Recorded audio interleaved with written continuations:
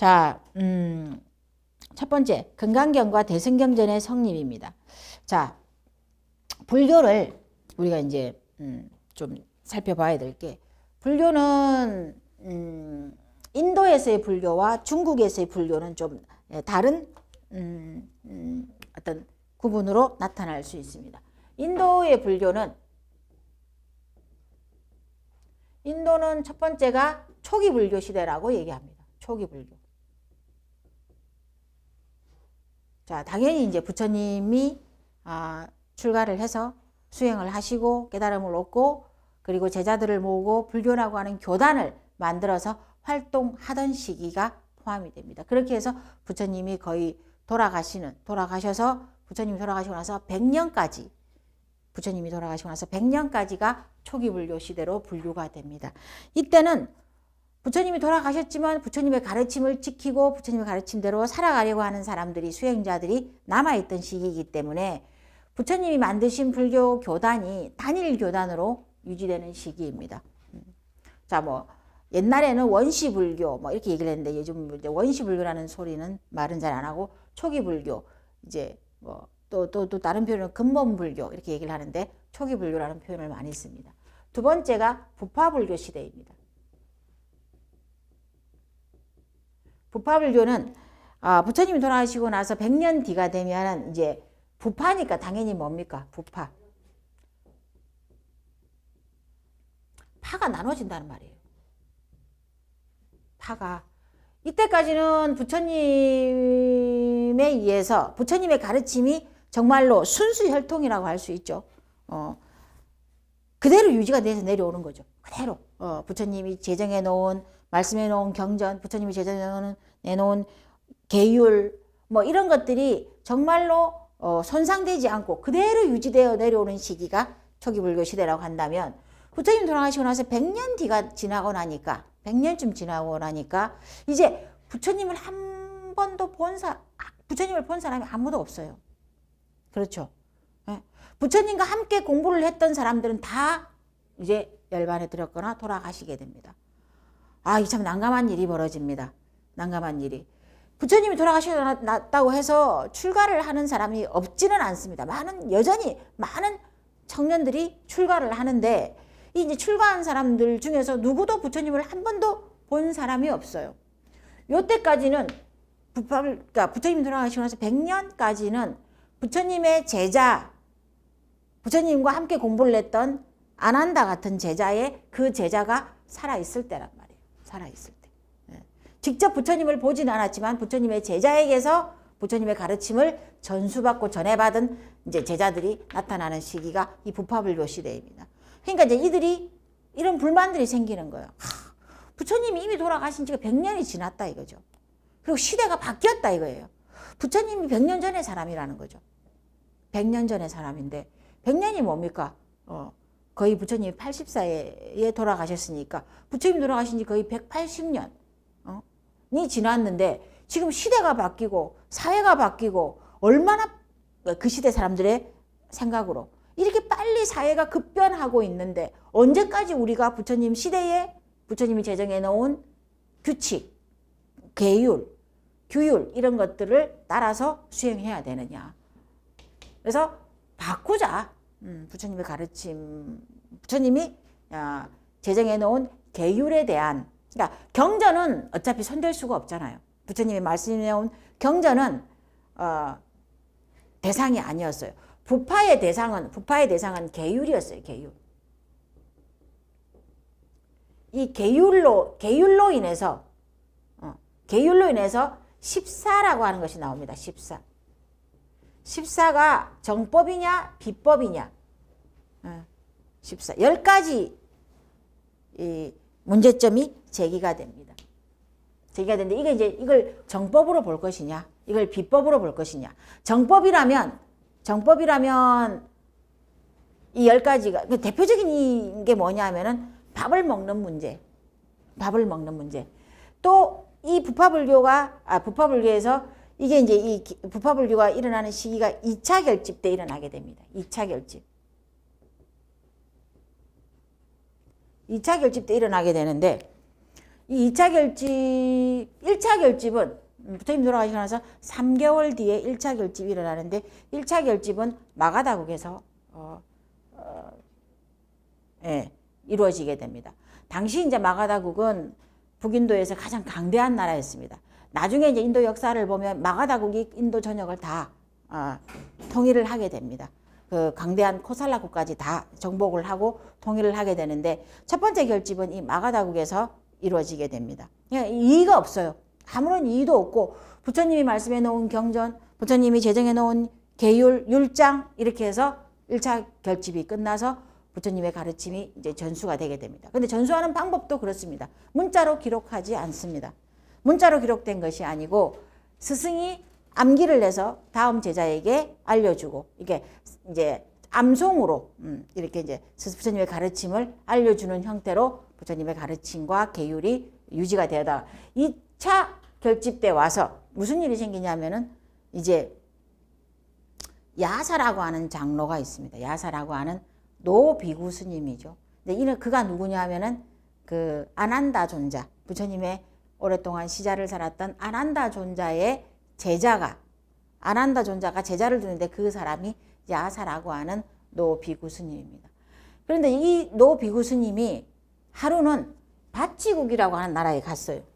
이제 인도 이 지도를 보면 자, 여기가 이제 부처님이 태어나신 룸비니죠. 여기가 부처님의 엄마의 나라, 외가죠, 외가. 콜리아국이고, 겐지스 강이 이쪽으로 이렇게 흘러 들어가요. 이게 이제 겐지스 강이에요. 여기가 이제 마가다국이 있어요. 마가다. 요쯤에 코살라가 있어요. 코살라. 여기에 기원정사가 있고, 여기에 중림정사가 있고, 이제 이래. 바치국은 요 정도에 있는 나라예요. 요 정도.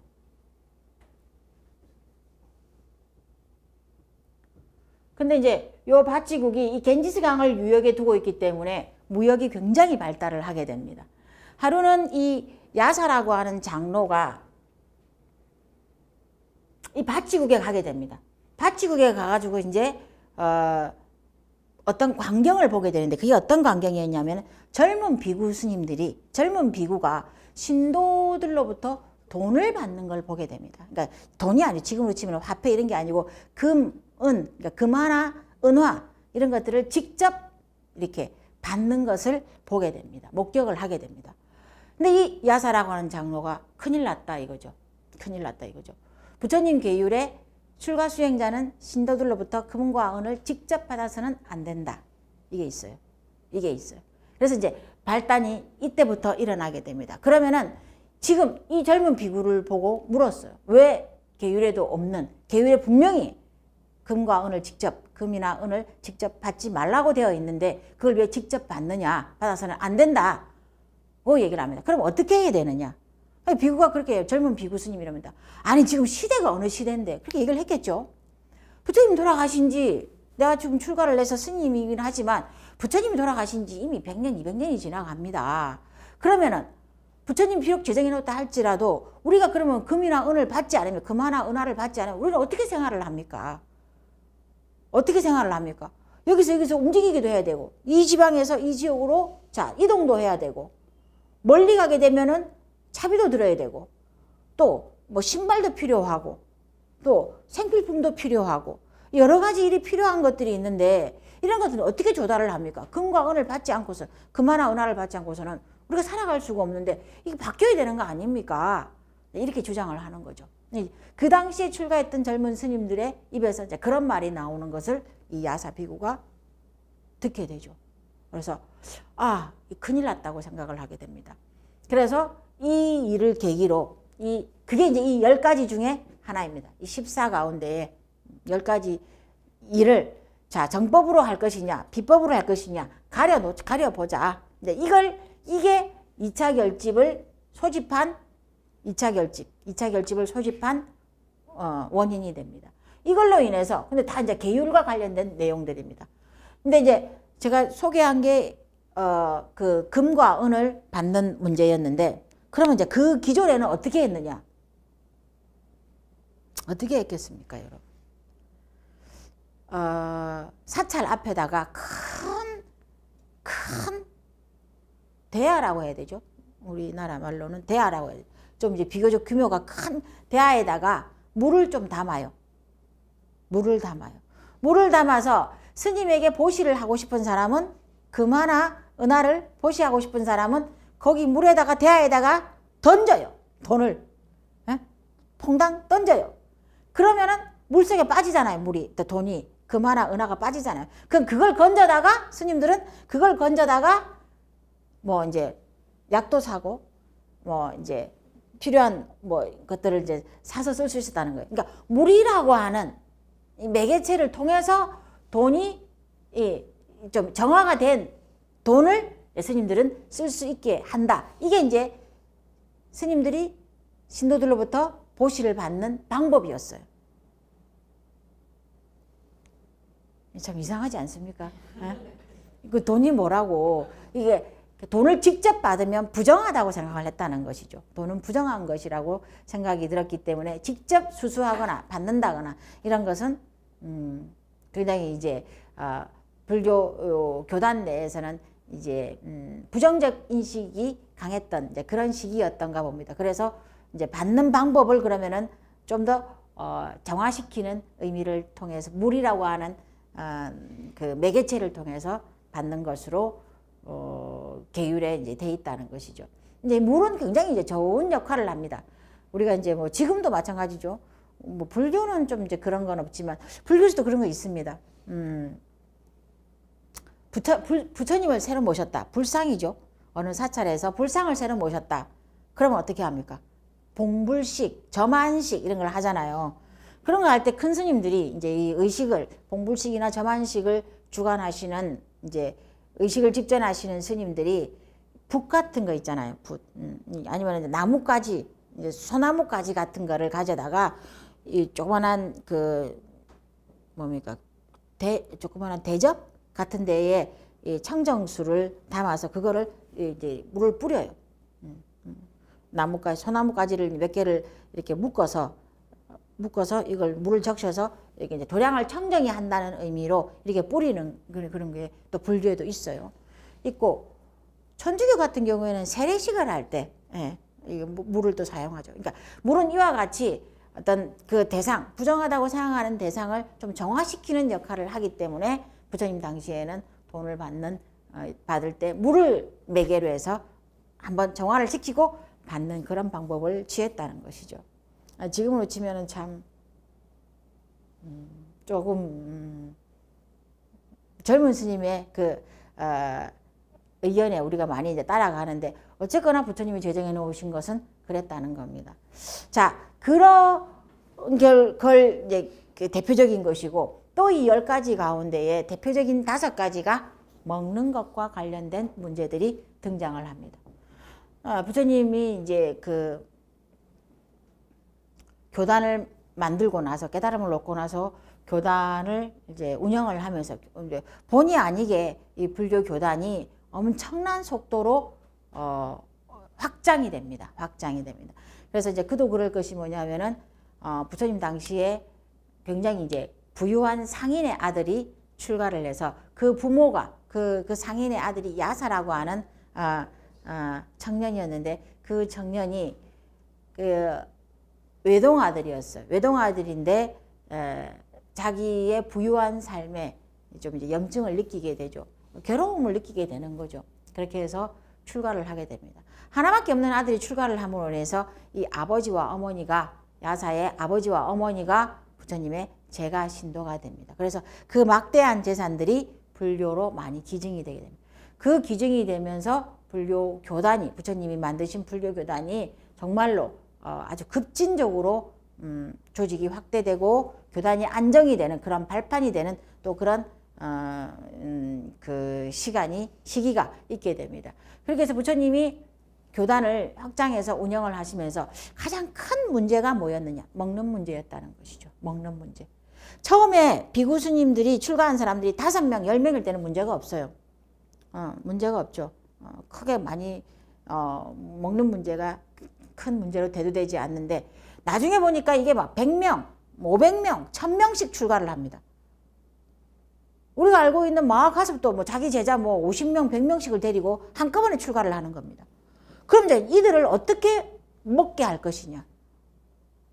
이 먹는 문제가 이제 교단을 운영하는데 가장 중심적인 문제로 떠오르게 됩니다. 그래서 부처님이 제정해 놓은 것이 하루에 한 끼만 먹는다는 거죠.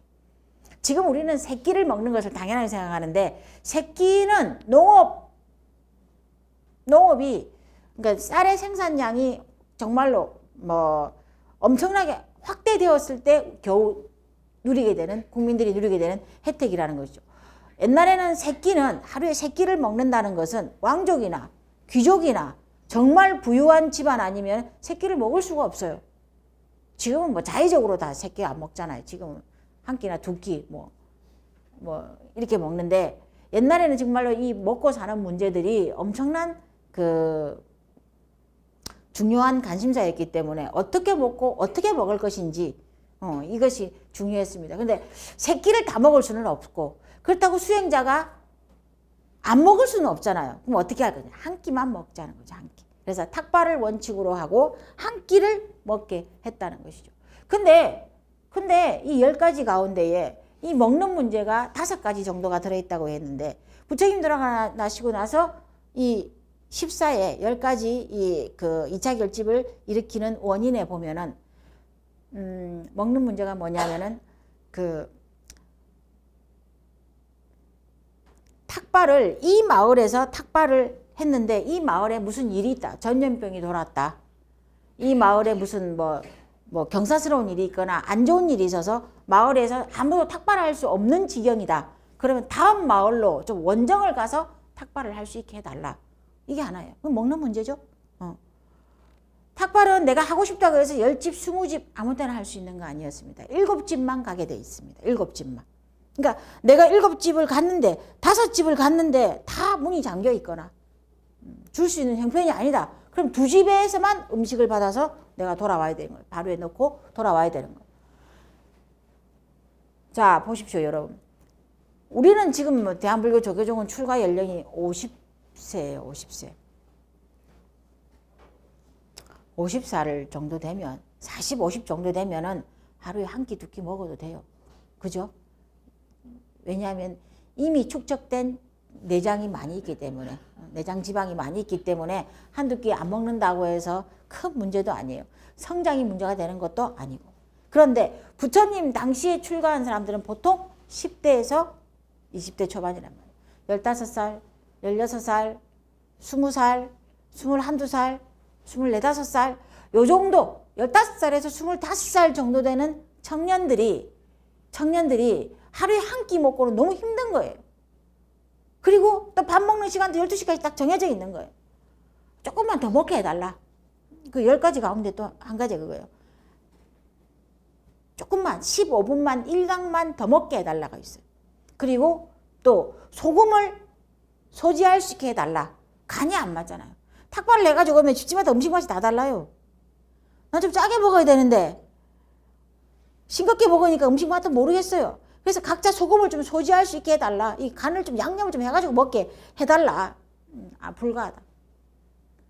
그리고 우유는 탁발을 해가지고 와가지고 7집을 다 돌아다니 탁발을 해가지고 오면 이걸 내가 다 먹는 게 아니에요, 여러분. 탁발은 4분의 1, 4분의 1, 4분의 1 원칙이 있어요. 4분의 1은 탁발을 해가지고 오면서 그 마을에 가장 어려운 병자, 어린이, 노인 이 사람들한테 나눠주고 와야 돼요. 4분의 1은. 4분의 1 가지고 들어왔어요. 자기 사찰로 가지고 왔으면 4분의 1은 내가 먹어요. 그 다음에 또 4분의 1은 아파서 탁발을 못 나간 도반들이 있죠. 큰 병이 있다거나 아니면은 작더라도 급하게 병이 걸린 사람들에게 나눠줘야 돼요. 4분의 1은 그들에게 양보를 해줘야 돼요. 4분의 1은 절 주변에 있는 산짐승이나 들짐승들 키우는 개나 고양이도 있을 수 있고 그 짐승들의 먹이로 내놔야 돼요. 내가 먹는 거는 4분의 1밖에 안 되는 거예요. 탁발을 이만큼 해가지고 와도. 그러니까 15살, 20살, 25살 된 청년들이 얼마나 먹겠어요. 얼마나 많이 먹겠어요. 돌아서면 배고픈데 자기 가지고 온 것도 다 먹질 못해요. 그리고 만약에라도 그날은 무슨 동네에 잔치가 있어서 정말 먹을 게 많이 다 그득 받아왔다. 그래도 음식을 먹다가 남았다. 어떻게 해야 돼요? 남은 음식은 보관을 할 수가 없어요. 보관해서는 안 돼요. 나무 밑에 묻어버려야 되는 거예요. 나무 밑에. 왜? 그럴 수밖에. 냉장고가 없잖아요. 응? 김치 냉장고도 없고, LG 냉장고도 없고, 이걸 반나절만 놔두면 부패를 해버리는 거예요. 부패가 되면 먹으면 병에 걸리고, 또 약을 먹어야 되고, 이런 순환이니까 먹다가 남은 음식은 나무 밑에 묻어라. 이게 또 계율의 원칙이었어요. 그러니까 어떤 음식도 보관할 수가 없는 거예요. 10가지 가운데 하나가, 자, 좋다 이거예요. 다른 건 다 묻든지 말든지 다 좋은데, 유제품은 좀 보관할 수 있게 하자. 우유. 만약 우유를 얻어왔어요. 우유를 좀 지나면 뭐가 돼요? 요거트. 요거트 좀 지나면 뭐가 돼요? 치즈 되잖아요. 그러니까 이런 걸 좀 두고 먹겠다는 거죠. 우유만큼은 발효가 되어도 괜찮으니까 우유 정도는 먹을 수 있게 해달라. 좀 소지할 수 있게 해달라. 이렇게 먹는 문제들이 정말로 첨예하게 이걸 정법인지 비법인지를 가리게 됩니다. 근데 이 10가지 가운데 한 가지만 제외하고 나머지는 다 비법이다. 융통성 없이. 그래서 2차 결집이 소집이 됩니다. 그래서 2차 결집에서 장로파 비구들 그리고 소장파 비구들. 자, 장로파 비구들은 상자부라고 얘기를 해요. 그 다음에 소장파 비구들은 대중부라고 얘기를 해요. 이렇게 해서 이 장로파 비구들은 당연히 아까 전에 야사라고 하는 그 장로처럼 이 10가지는 재론의 여지 없이 전부 다 비법이다. 비법이라는 말은 부처님이 제정한 대로 지켜야 한다. 하나도 10가지를 하나도 다 용납해 줄 수 없다. 재론의 여지가 없다. 그걸 주장한 사람들이 이 장로파 비구, 상자부 비구들입니다. 상자부. 이 대중부 비구들은 아까 전에 그 금전을 금화나 은화를 직접 받던 소장파 비구들이죠. 이들은 이 10가지는 시대가 변했으니까 좀 정법으로 인정해 달라. 부처님이 계셔도 아마 이거는 그래 정법이라고 하자. 너희들이 수행하는 데 필요하다면 이 정도의 편리는 받을 수 있다. 계율을 조금 고쳐서라도 정법으로 인정을 해줄 수 있다고 할 것이니까 이걸 정법으로 합시다. 정법으로 해주시오. 결론을 좀 이렇게 내주십시오. 라고 주장하는 사람들이 대중부 비구들이 됩니다. 이 두 파로 나눠져서 부파불교가 됩니다. 부파불교. 근데 이제 결론은 어떻게 되느냐? 한 가지만 이 이제 장로파 상자부 불교 이 할아버지 비구 스님들이 한 가지만 10가지 가운데에서 한 가지만 정법으로 인정을 하고 나머지 9가지는 여전히 비법이라는 거죠. 그 한 가지가 뭐냐? 한 가지가 선배들이 계율에 나타나지 않더라도 선배들이 그러니까 나보다 조금 더 연배가 많으신 스승과 같은 존재들이 하는 말씀이나 지시한 거는 따라도 좋다. 그대로 따라도 좋다. 그것이 설사 법에 조금 어긋난다 할지라도 나보다 스승이나 선배가 지시한 거는 그대로 따라도 괜찮다.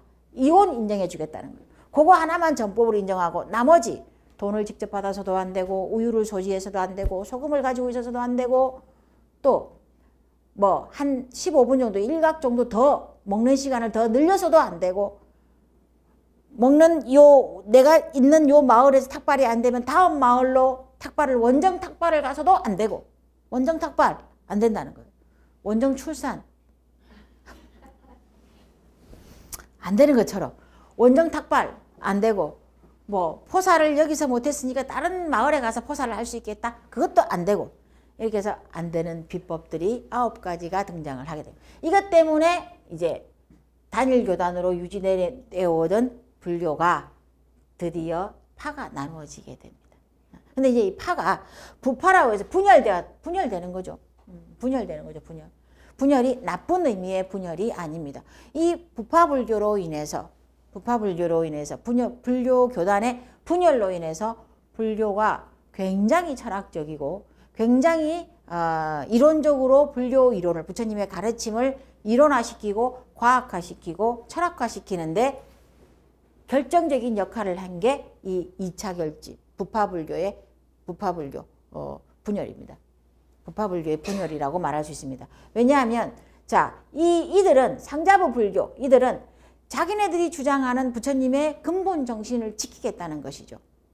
장로 비구들이니까 연세 드신 장로, 노장 비구 스님들은 그렇게 그들이 주장을 하면서 이들의 가르침은 주로 어디로 가느냐? 우리가 알고 있는 주로 이제 남방, 동아시아 남방으로 남방불교 쪽으로 넘어가게 됩니다. 그래서 이들이 지금도 태국, 미얀마, 라오스, 베트남, 요쪽 베트남 빼고 요쪽으로 다 베트남은 대승불교고 요쪽으로 넘어가서 남방불교, 우리가 소위 말하는 소승불교 쪽으로 가게 됩니다. 소승불교.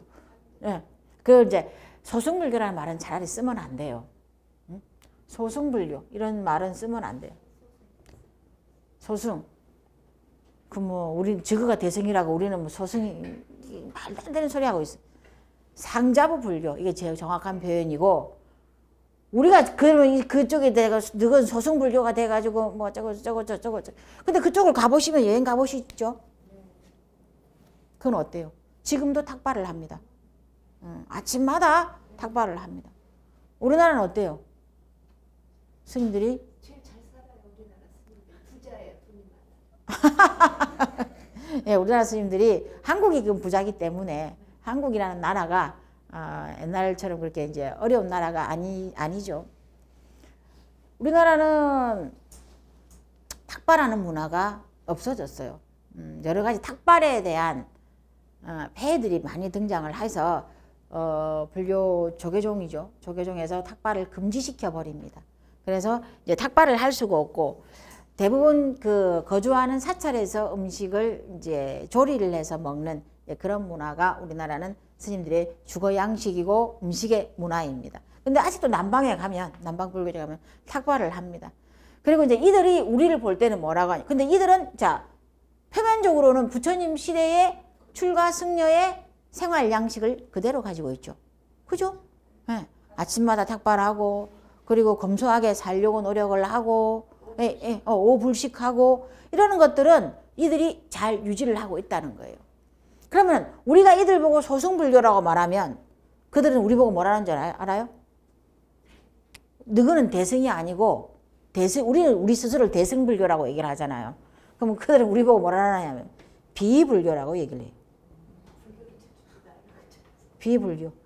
불교가 아니라는 거예요. 비불교. 왜냐하면 자기네들이 우리를 볼 때는 부처님 불교만 있지 부처님 시대와 아무런 공통점이 없이 출가 승려들이 살아가는 거예요. 아무런 공통점이 없는 거예요. 생활 양식 자체가 비불교적이라는 거예요. 불교와 아무 상관이 없이 살아가는 거예요. 너가 뭐 대승경전을 배우든지 말든지 그러면은 이쪽은 왜 소승이라 하느냐? 이쪽은 왜 소승이래요? 우리 대승불교 쪽에서. 왜 이쪽은 자 얘기를 해보자면 이 상자부 불교는 우리가 말하는 소승불교 남방불교 쪽으로 넘어가서 소승불교 상자부 불교가 됩니다. 이 대중부는 나중에 대승불교의 근원이 됩니다. 이들이 대승불교를 나중에 일으키는 발판을 마련하게 되는 거죠. 그래서 이 대중부는 대승불교의 원류가 되고 상자부 불교는 소승불교의 원류가 되는데 자 그러면 우리는 우리 스스로를 대승이라고 얘기하는데 왜 이들에게는 소승이라고 얘기를 하느냐? 대승경전이 전해지지가 않았어요. 대승경전이. 우리가 지금 알고 있는 이제 금강경을 배울 거니까 금강경, 화엄경, 법화경 이렇게 이제 대승경전으로 분류되는 경전들이 요 남방 쪽으로 동남아시아 그 쪽으로 전해지지가 않게 됩니다. 그래서 초기 경전들만 이 상자부 스님들에 의해서 초기 경전들만 이쪽으로 전해지게 되어서 이들에게 우리가 좀 불명예스럽게 소승불교라고 이름을 붙이게 되는 것이죠. 대승경전이 전해지지 않았기 때문에 소승이라는 표현을 쓰고 우리는 대승경전에 입각해서 수행한다고 우리 스스로 주장하기 때문에 대승불교라는 이름을 우리는 자랑스럽게 달고 있는데 그건 우리 생각이고 이쪽에서는 우리 보고 비불교라고 얘기한다는 거예요. 비불교. 불교도 아니라는 거예요. 불교를 찾아볼 수가 없다는 거예요. 부처님 시대에 뭐 근접한 것이 아무것도 없다는 거예요. 생활장식, 뭐 계율을 지키는 거 아무것도 없다는 거예요. 아무것도 없다는 거예요.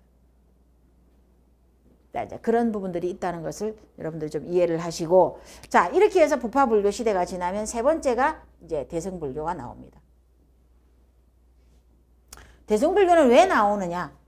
부파불교 시대로 불교가 인도불교에서 인도불교가 끝나는 것이 아니고 부파불교의 한계점을 극복하기 위해서 대승불교가 등장을 합니다. 부파불교는 어땠느냐? 이제 이 상자부 스님들, 장로 스님들을 중심으로 부파불교는 부처님의 가르침을 가지고 불교를 연구하고 불교를 논리화시키고 철학화시키는데 굉장히 집중하는 시간을 가지게 됩니다. 그렇게 함으로써 불교가 민중들로부터 멀어지게 됩니다. 도대체 절에 가도 사찰에 가도 스님들을 볼 수가 없단 말이에요. 스님들은 뭐 하느냐? 스님들은 스님들끼리 모여서 공부만 하고 있는 거예요. 부처님이 남겨놓으신 경전, 부처님이 남겨놓으신 율장, 부처님이 남겨놓으신 경전에 대한 논문들을 연구하고 토론하고 분석하고 철학하고 논리화시키는 이 작업을 이 상자부 스님들을 중심으로 하고 있는 거예요. 그러면은 자, 그리고 절에 갔는데, 그러니까 이 시대의 이제 남방불교의 특징을 여러분 한번 생각해 보세요. 큰 스투파가 있어요. 이런 이 탑들이 있단 말이에요. 인도 같은 데 가면 이런 산치 대탑이나 이런 거 탑들이 있죠. 여기에는 다 부처님의 사리를 모시고 있는, 부처님이 돌아가시고 나서 부처님의 사리를 7나라? 8나라로 나누어 가집니다. 근데 이제 그 나누어 가진 사리를 각 나라에 가져가 가지고 이런 이제 탑들을 만듭니다. 스투파를 만들죠. 만들어서 불상이 없었기 때문에 부처님 돌아가시고 나서 400년, 500년 뒤에 우리가 알고 있는 불상이 등장을 합니다. 부처님을 인격화시켜야 되는데, 자, 부처님을 인격화시킬 수 있는 방법을 찾지 못했어요. 찾지 못합니다. 찾지 못하다가 부처님이 돌아가시고 나서 사리를 분배를 해서 그 사리를 7나라가, 8나라가 가지고 가가지고 이제 이걸 어떻게 할 것이냐. 이게 이제 부처님이라고 생각을 하는 거죠. 부처님을 대신할 수 있는 이 사리를 가지고 왔으니까 이런 탑에다가 모시고 여기다가 이제 부처님의 발자국, 연꽃, 부처님의 탄생할 때의 모습, 법륜, 뭐 보리수 이런 것들을 다 이 주변에, 스투파 주변에 다 새겨놨습니다. 다 불교와 부처님과 관련된 조형물들을 이렇게 만들어 나가는 거죠. 이런 것들이 이제 인도 전역의 각 나라마다, 사리를 분배해간 나라마다 이것들이 만들어지게 됩니다. 그러면은 이제 나는 일반 신도예요. 불교를 믿는 신도로서 절에 갔는데 스님들에게 부처님의 가르침을 전해받거나 설법을 듣거나 이럴 수 있는 기회가 없어요. 왜? 스님들은 전부 다 공부하고 있어요. 노는 건 아니지만 스님들이 공부를 한다고 부처님의 가르침을 들을 수 있는 기회가 없는 거예요. 그러니까 이 스투파에 가가지고 금을 이제 갖다 붙입니다. 금을. 금 표시가 잘 안 나는데, 금을 이제 갖다 붙이죠. 그리고 막 이제, 태국 가보세요. 뭐, 에메랄드로 만든 사원도 있고, 뭐, 황금으로 된 사원도 있고, 이런 사원들이 등장을 하기 시작을 합니다. 그게 불탑신앙이에요. 불탑신앙.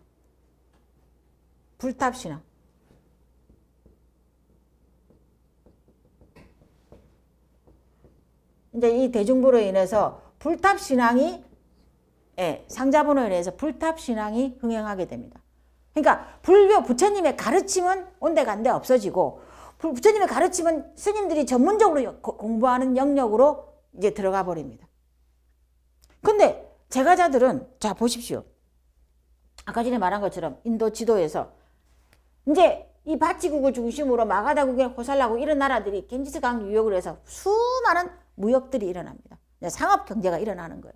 그래서 이 벵골만을 거쳐서 아라비아를 거쳐서 유럽으로 넘어가서 물건을 팔고 오고, 요 중국으로 타클라마칸 사막을 천산 사막을 지나서 중국으로 들어가서 중국의 수많은 어떤 상품들을 가지고 오고 왕래를 하면서 이렇게 간다. 근데 여러분 한번 보세요. 여행사 하시는 분 있으시니까 아시겠지만 도낭 그 우르무치 쪽으로 가는 도낭의 그 사막에 왜 석굴이 있어요? 도낭 석굴이 왜 있어요? 가보셨어요? 안 가봤어요. 텔레비로 봤는데 도낭에 왜 그 도낭에 그 사람도 살지 못하는 그 사막에 석굴들이 그렇게 있느냐고. 조그마한 부처님 엄청나게 큰 부처님을 모신 그 석굴들이 왜 그 사막 한가운데 있겠느냐고. 그게 뭐냐면은 인도 사람들이 무역을 하러 가면서 중국 사람들이 중국에 있는 물건을 인도로 팔러 오면서 오고 가고 하는 그 거역로가 도낭이었다는 거예요. 도낭을 거쳐가야 되는 거예요. 도낭을 거쳐가야 되는데 도낭이 너무나 불모지인 거예요. 정말 사막밖에 없는데요. 근데 여기를 가다가 10중 8구는 죽어요. 상인들이 그 거대한 그 뭐 낙타나 말이나 이런 게 물건을 싣고 오고 가고 하는데 10중 8구는 도적대나 아니면은 기후의 조건이나 뭐 이런 것들로 전쟁이나 이런 것들로 도낭을 지나가면서 10중 8구는 정말로 살아오기 힘들 정도로 고난을 당하는 데가 도낭인 거예요. 그래서 중국 사람들이 이때 여기 도낭에다가 그 우리를 보호해 줄 때가 될 거 아니에요. 우리를. 저기 어디예요? 여기가 어디? 서안 같은 데서 만약에 출발을 해서 도랑을 거쳐서 인도로 들어가서 무역을 한다. 그러면은 자기 집으로 돌아가고 싶잖아요. 무사히 장사를 하고 집으로 돌아가고 싶고, 인도 사람들도 마찬가지죠. 자기의 인도에서 팔 물건들은 향료나 이런 것들을 중국으로 가지고 넘어가면은 거쳐서 중국으로 들어갔다가 무사히 돌아와야 되는데, 인도의 여성들,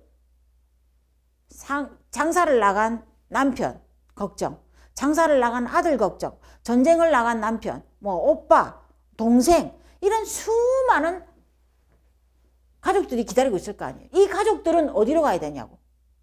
절에 가니까 스님들은 공부만 하고 있고, 절에 가니까 맨 탑에 가가지고 금이나 붙이고 꽃이나 올리고 과일이나 올리고 그렇게 하라는 거예요.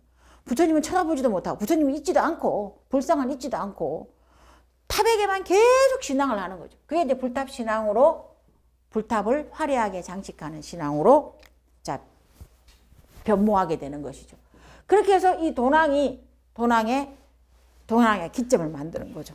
그래서 우리를 보호해줄 이 긴 어떤 장사의 여정에서, 장사를 오고 가고 하는 그 여정에서 우리를 보호해줄 수 있는 분이 있어야 되는데, 그게 누구냐? 그 신앙의 대상이 이제 석굴로에서 나타나는 불상이라는 거죠. 불상들이 나타나기 시작을 한다는 거죠. 나중에 이제 불상은 여기 이제 간다라 지방에서 나타나게 되고, 요즘에 있는 마투라 지방에서 기원 후 1세기 정도 되면 여기 나타납니다. 불상이, 부처님 돌아가셔서 한 400년, 500년 뒤에 불상이 나타나게 되는데, 그 불상들을 이제 도낭이라는 이런 지방에서 하게 되는데, 어쨌거나 대승불교에서는, 대승불교를 주장하는 사람들은 상자부 불교가 너무나 교학적이다, 너무나 아카데믹하고 너무나 철학적이고, 그러니까 일반인들이 정말로 먼 길을 떠난, 장사의 길을 떠난 남편, 장사의 길을 떠난 내 동생, 오빠, 아들, 이런 사람들을 무사히 돌아오게끔 빌고 싶은 게, 불교 경전이 어떻거나 저떻거나 그거는 나중의 일이고, 지금 당장 내 가족이 먼 길을 떠났는데 그 가족이 무사히 귀환할 수 있도록 기원하는 게 종교의 역할이라면, 그 역할을 어디 가서 찾아야 되느냐. 그래서 이 대중부 스님들의 주장에 의해서 대승불교가 만들어지면서, 대승불교의 그 발단은 뭐냐? 부처님의 근본 정신으로 돌아가자입니다. 부처님의 근본 정신. 부처님이 수행을 통해서 깨달음을 얻고 불교라고 하는 종교를 만들었을 때 누구에게나 모든 사람에게 다 행복을 주기 위해서 불교를 만들었는데 지금 불교가 너무나 지금 현재 요 상태까지의 불교는 너무나 정말 학문화되어 있다는 거예요. 일반인들이 접근할 수 없을 정도로 전문 영역처럼 스님들만 공부하는 것처럼 되어 있다는 거예요. 그러니까 근데 지금 민중들은 내 아들, 내 딸, 우리 병들어 있는 우리 아버지 걱정, 병들어 있는 우리 엄마 걱정을 하는 사람들은 신앙을 어디에서 찾냐는 거지. 그래서 모든 사람들에게 이익과 안락과 행복을 주기 위해서 대승불교가 이 대중부 사람들에 의해서 대중부를 주장했던 사람들에 의해서 대승불교가 일어나게 됩니다. 이 대승불교가 이제 기원전 BC 1세기에서 AD 1세기 사이에 일어나서 이제 우리가 알고 있는 대승불교가 이때 나타나게 되고 이때 이 대승불교가 나타나면서 대승경전들이 필요에 의해서 만들어지게 됩니다. 그 필요에 의해서 만들어진 경전들이 대승불교에서 필요에 의해서 만들어진 경전이 금강경이라는 거예요. 금강경. 자, 그 다음에 요 인도 불교에서 하나가 밀교입니다. 밀교. 인도 불교는 이렇게만 정리하면 돼요. 초기 불교, 부파 불교, 대승불교, 밀교 이렇게만 정리가 됩니다. 자, 근데 참 아이러니하죠. 대승불교는 부파불교의 한계점, 너무나 학문화되어 있는 그리고 민중과 멀어져 버린 불교를 극복하기 위해서 대중을 위한 부처님의 가르침으로 돌아가자. 출가의 근본 정신으로 돌아가자고 대승불교가 일어났는데 대승불교의 말기가 되면 대승불교도 똑같이 부파불교처럼 학문화되기 시작을 합니다. 학문화되기 시작. 그래서 밀교가 일어납니다. 밀교는 뭐 우리가 알다시피 굉장히 이제 비밀스러운 가르침이라는 의미이죠. 근데 이 밀교가 밀교는 또 대승불교의 한계점을 극복하기 위해서 밀교가 일어나게 됩니다. 근데 이제 밀교의 하나의 문제점이 뭐냐? 대승불교까지는 없던 수많은 주문, 주술 이런 것들을 불교 속으로 가지고 들어오게 됩니다. 이미 인도에는 불교 이외에도 이제 브라만을 지나서 힌두교가 있죠.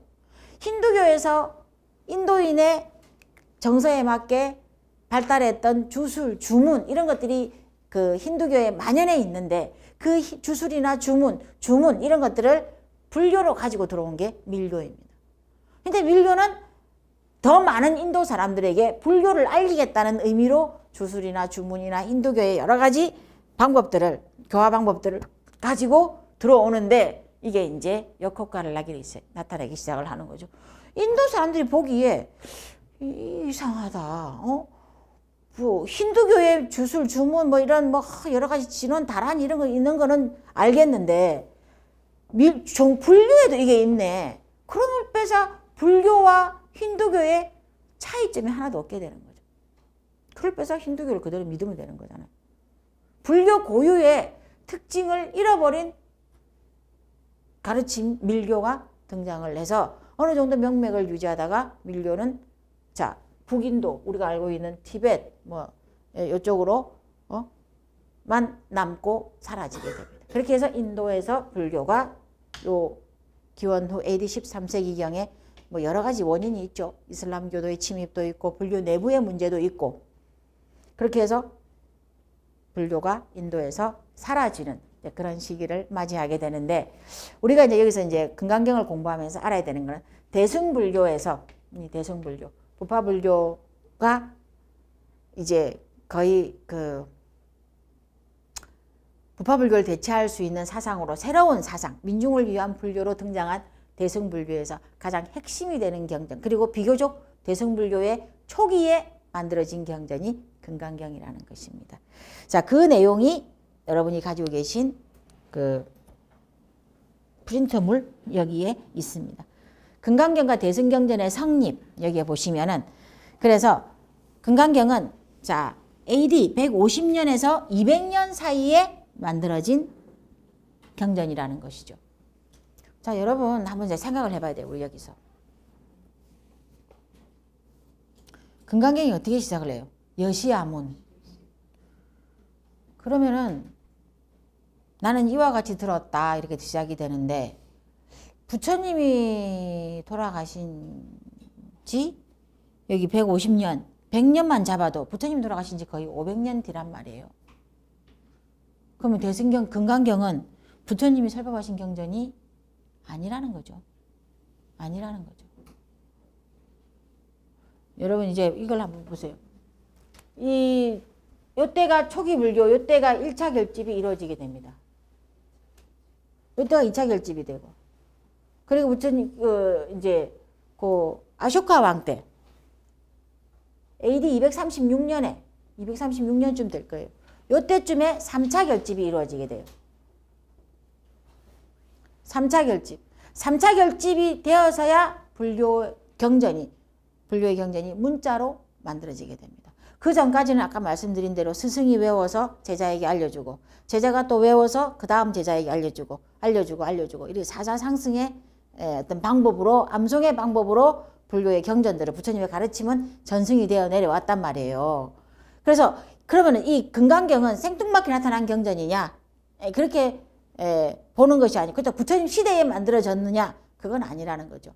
부처님 시대에 만들어진 경전은 아니고, 이게 스승에서 제자로 이어져 내려오다가 236년경의 3차 결집 때 불교의 경전들이 문자로 기록되는 그런 시기를 맞이하게 됩니다. 아쇼카 왕이 인도를 통일을 하고 나서 제일 먼저 한 일이 3차 결집입니다. 3차 결집. 그러니까 그건 거의 국책 사업이었죠. 국책 사업. 국가에서 지원하는 그런 사업으로 불교의 경전, 부처님의 유적, 불교의 유적, 부처님의 어떤 자취가 남아있는 유적들을 다 발굴하고 부처님의 가르침을 정비하는 일을 아쇼카 왕이 주도적으로 하게 됩니다. 그 계기로 불교의 경전들이 지금 우리가 알 수 있는 이렇게 문자로 남아있는 그런 역할을 한다는 것이죠. 그래서 우리가 여기서 알아야 되는 것은 금강경은 부처님 시대에 만들어진 경전이 아니고 대승불교에 의해서 대승불교가 일어나고 대승불교의 가르침을 널리 알리기 위해서 만들어진 경전이다. 그렇게 아시면 된다는 것이죠. 금강경이 초기에 대승경전으로 분류되는 이유가 거기 나와 있습니다. 공이라는 말이 하나도 등장하지 않아요. 공. 그걸 좀 이제 여러분이 좀 기억을 해 놓으시면 됩니다. 금강경 32분까지 다 읽어봐도 금강경은 반야부 경전으로 분류가 되는데, 나중에 나오겠죠. 반야부 경전으로 분류가 되는데, 반야부 경전의 주요 사상은 공이라는 말로 표현이 됩니다. 근데 공이라는 단어가 금강경 32분 동안 하나도 등장하지 않아요. 그리고 또 두 번째로는 대승, 소승을 구분하는 용어가 등장하지 않아요. 대승이다. 우리는 대승이고 저쪽은 소승이다. 이렇게 하는 것은 대승불교 중기 이후에, 대승불교도 초기, 중기, 후기를 나눌 수 있겠죠. 그래서 중기 이후에나 등장하는 구분법이라는 거예요. 구분법. 그래서 금강경은 비교적 초기에 만들어진 대승불교의 경전이다. 이렇게 얘기를 생각하시면 된다는 것이죠.